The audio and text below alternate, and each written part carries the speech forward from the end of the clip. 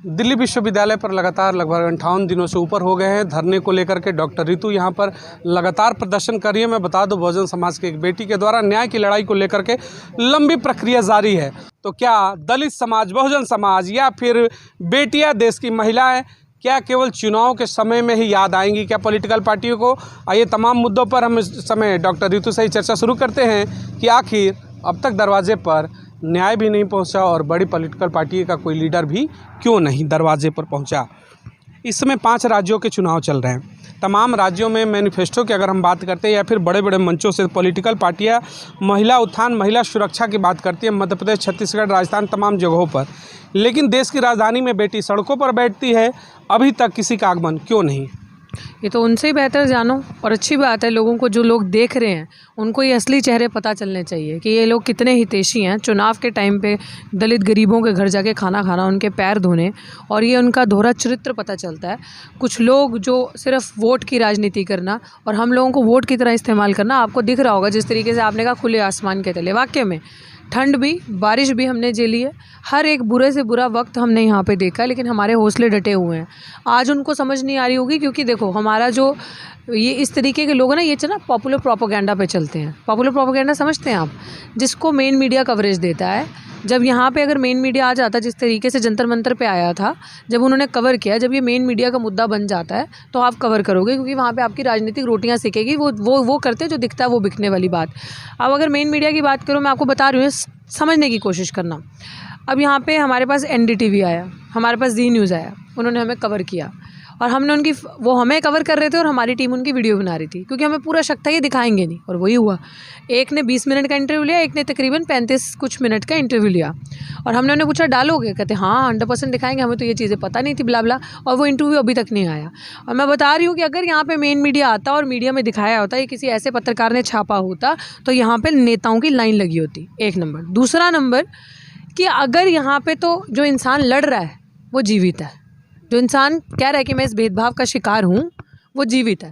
अगर मैं मर चुकी होती, मैं जीवित नहीं होती, तो यहाँ से बड़ा नेता के प्रधानमंत्री खुद चल के यहाँ पे आके बैठा होता, क्योंकि तब राजनीति होती ना मेरे मरने के नाम पे, तब कैंडल मार्च होती, तब पता चलता कि हाँ ये पॉपुलर प्रोपेगेंडा है, मीडिया ने उठा लिया, तब यहाँ पे रोटियाँ सेकी जाती। तो ये हो रहा है देश में। ये दुर्भाग्य है हमारा कि we are just considered as vote banks. हमारी कोई अस्तित्व नहीं है। दलित बहुजन की बेटी भारत की बेटी नहीं है। SC ST OBC मिनॉरिटीज़ को पैन इंडिया में अगर आप हालत देखो तो यही हालत है। हमारे हक अधिकारों का हमेशा हनन होता है, हमारी कहीं सुनवाई नहीं होती। जिस दिन चुनाव आना, आपके 5 राज्यों का चुनाव है, जैसे जैसे टाइम क्लोजर आएगा ना, तब देखना गरीबों के घर पे जाके खाना भी खाया जाएगा। वो बेचारे जो कुछ बोल नहीं पाते, जिनके मुँह में ज़ुबान नहीं है, हमारे पास आके तो देखो, यहाँ नहीं आएंगे, क्योंकि पता है यहाँ पर 10 सवाल होंगे।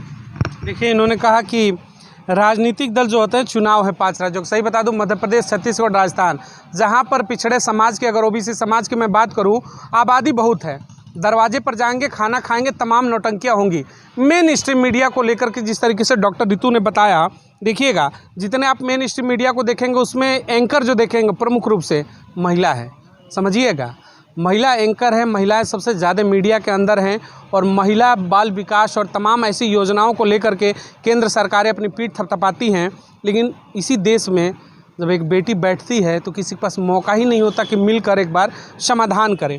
आगे अगर हम लड़ाई की बात करें तो लगातार पहलवानों की लड़ाई जिस तरीके से 2 महीने से ऊपर चली, आपका भी 2 महीना होने जा रहा है। वहीं किसानों की बात करें तो 2 साल लगभग लड़ाइयाँ चली सड़कों पर।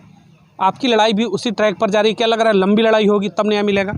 बिल्कुल बिल्कुल, इसमें कोई संदेश शक शुबा की बात नहीं है। ये लड़ाई लंबी चलेगी, क्योंकि मैंने आपको पहले बताया हमारे समाज की कहीं सुनवाई नहीं होती। ये जो बहुजन तबका है, इनको रखा ही, ये हर जगह प्रताड़ित होता है। तो अगर हम सोचें कि ये व्यवस्था में बैठे वाले लोग हमें न्याय दे देंगे, इट्स इम्पॉसिबल। और सामने हमारे, आपने अगर देखा होगा, आप तो पहले दिन से इस प्रोटेस्ट को कवर कर रहे हैं। हमारी जो भी बात लोगों तक पहुँच रही है वो सोशल मीडिया के माध्यम से पहुँच रही है। देखो, आज 2 मीडिया है, एक सोशल मीडिया, दूसरा सोशल मीडिया। वो हमारा शोषण करने वाला मीडिया जो हमारी बात नहीं बता रहा। तो अब जो आपने देखा होगा, सामने 2 प्रोटेस्ट चले, दोनों प्रोटेस्ट, क्योंकि उसमें SC ST OBC मिनॉरिटीज़ की आबादी ज़्यादा थी और दूसरे जो अनरिजर्व्ड हैं वो कम थे। आपने देखा कि वो लोग यहाँ पे आके बैठ जाते थे हमारे प्रोटेस्ट में, तो अंदर यूनिवर्सिटी को इतना डर पड़ गया कहीं वो लोग भी हमें ज्वाइन ना कर ले। फटाफट सेटिंग करके बेचारों का कोई सोल्यूशन नहीं दिया, उनको चूरन चटाया और चटाया और उठा लिया उनका प्रोटेस्ट दिखावा करके, और आज वो रो रहे हैं, उनका कोई सोल्यूशन नहीं हुआ। सेकेंड एक और प्रोटेस्ट लगा था, अभी 1 हफ्ता चला था। हिस्ट्री डिपार्टमेंट के कुछ छात्र बैठे थे स्वर्ण समाज से, वो लोग प्रोटेस्ट कर रहे थे। इनको ये डर लग गया कि कहीं ऐसा ना हो, क्योंकि उनका भी इंट्रैक्शन थोड़ा बहुत होता था। अंदर से डीन ऑफ कॉलेजेस खुद आके उनको जूस पिला के, खाना वाना खिला के 1 हफ्ते के अंदर वो प्रोटेस्ट उठा लिया। इस प्रोटेस्ट पे कोई क्यों नहीं आया? इस प्रोटेस्ट पे और भी आप बात कर रहे हो लंबा चलने की, हमने ऐसे ऐसे चेहरे यहाँ पे देखे हैं और ये लंबा चलेगा। और ये इसलिए अब इस प्रोटेस्ट ने एक आंदोलन का शेप ले लिया है। अब आपको पता है यहाँ से क्या डिबेट और नैरेटिव निकल रहा है? जो हमारा यूथ यहाँ पे नीले झंडे देख के आ रहा है, अम्बेडकर जी को देख के आ रहा है, वो ये चीज़ फील कर रहा है जब यहाँ आके बैठता। अब हमने ना एक और मुहिम यहाँ लगा दी है, अगर आपको पता हो इस बात का, जानो अपना इतिहास, जिसमें तमाम बहुजनों पे हुई एट्रोसिटीज़, दलितों पे हुई एट्रोसिटीज़, जिसकी शुरुआत हमने 4 दिन पहले की थी जय भीम मूवी से। उसमें हम तमाम वो चीज़ें बताएंगे अपने इतिहास के बारे में जिसको इतिहास किया गया है, जिसमें आपको बहुजनों का, मिनॉरिटीज़ का, सिखों का जो इतिहास रहा है, जिसमें आपको पार्टीशन पे भी मूवीज़ दिखाई जाएंगी। ये सारी चीज़ें जिनको मिटाने की कोशिश करी गई है। अब वो क्यों हम कर रहे हैं? क्योंकि ये ठीक आप अंदर ये यहाँ देख रहे हैं ना, ये जहाँ ग्रीन पत्ते लगे, यहाँ रोज़ शाखा लगती है सुबह शाम RSS की।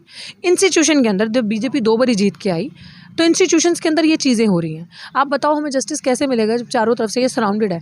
तो हमने भी सोच लिया कि जब चारों तरफ ऐसी ताकतें आपको कवर करके बैठी हैं और हमारी कोई सुनवाई नहीं है, हमें कोई सुनने नहीं आ रहा, और हमें भी अब यहाँ से एक नया नैरेटिव क्रिएट करना है कि अब हमें, we don't have to demand, we will claim it. हम क्लेम करेंगे अपना अधिकार और नई मुहिम तैयार करेंगे, अपने बच्चों को सही डायरेक्शन पे चलाएंगे, अपना इतिहास पढ़ाएंगे, जागरूक करेंगे, ताकि उनको पता चले कि हमें सिर्फ वोटों के नाम पे हमारे साथ राजनीति ना हो, वोटों के नाम पे हमें ठगा ना जाए।